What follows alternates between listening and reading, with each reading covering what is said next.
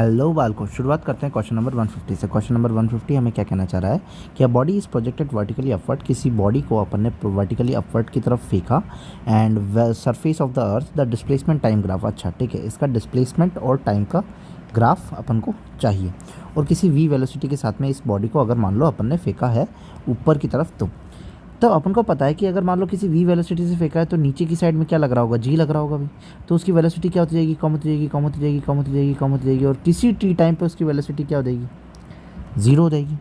मतलब कि किसी न किसी टी टाइम पे उसकी वेलोसिटी क्या आ रही है, जीरो। किसी न किसी टी टाइम पे उसकी वेलोसिटी क्या आ रही है, जीरो।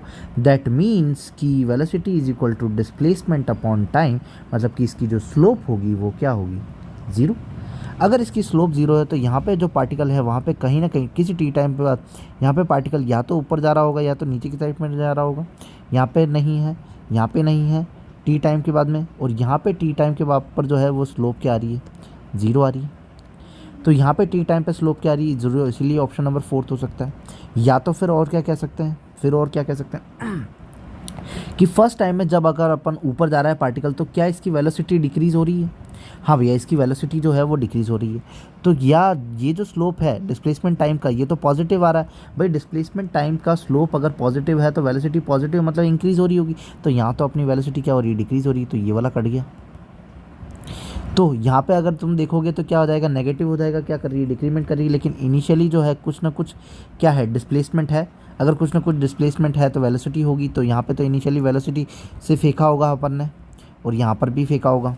बट किसी टी टाइम में इसकी इसका जो डिस्प्लेसमेंट है वो कितना हो चुका है, ज़ीरो हो चुका है। मतलब कि किसी टी टाइम पे इसका डिस्प्लेसमेंट जो आया है इन दोनों पे क्या आया है, ज़ीरो आया। किसी टी टाइम पे डिस्प्लेसमेंट ज़ीरो का मतलब ये है कि पार्टिकल वहाँ जा करके फिर से वहाँ आ गया। तो ये सिचुएशन तो पॉसिबल होगी नहीं। तो ये वाली सिचुएशन भी पॉसिबल नहीं है, ये वाली सिचुएशन भी पॉसिबल नहीं है। देन आफ्टर अपन देखें कि वेलोसिटी डिक्रीज़ हो रही है। तो अगर मैं इस ग्राफ को थोड़ा सा इलेबरेट करके यहाँ पर अगर मैं बड़ा शो करके बताऊँ तो तुम्हें कुछ ऐसा ग्राफ नज़र आ रहा है। इसका हर एक पॉइंट अगर मैं बताऊँ, यहाँ पे, यहाँ पर, यहाँ पर, यहाँ पर, यहाँ पर, यहाँ पर, तो ये 3 पॉइंट अगर मैं डिनोट करता हूँ और इन तीनों पॉइंट का अगर मैं स्लोप देखता हूँ तो इसकी स्लोप कुछ ऐसी होगी, इसकी स्लोप कुछ ऐसी होगी, इसकी स्लोप कुछ ऐसी होगी। तो बनने वाला जो एंगल है वो हॉरिजॉन्टल से क्या बन रहा है, डिक्रीज़ होता जा रहा है। तो थीटा क्या हो रहा है, डिक्रीज़। स्लोप क्या हो रही है, डिक्रीज़। स्लोप डिक्रीज़ तो वेलोसिटी क्या हो जाएगी, डिक्रीज़। हाँ, तो इनिशियल में वेलोसिटी क्या होती जा रही है, डिक्रीज़ होती जा रही है। अगर इस साइड में ग्राफ की स्लोप देखूँ तो ये एक आएगा, ये एक आएगा, ये। तो ऐसा, फिर ऐसा, फिर ऐसा। मतलब कि यहाँ स्लोप जो हो रही है वो क्या हो रही है, इंक्रीज़ हो रही है। बट कहाँ इंक्रीज़ हो रही है, नेगेटिव में क्या हो रही है, इंक्रीज़ हो रही है।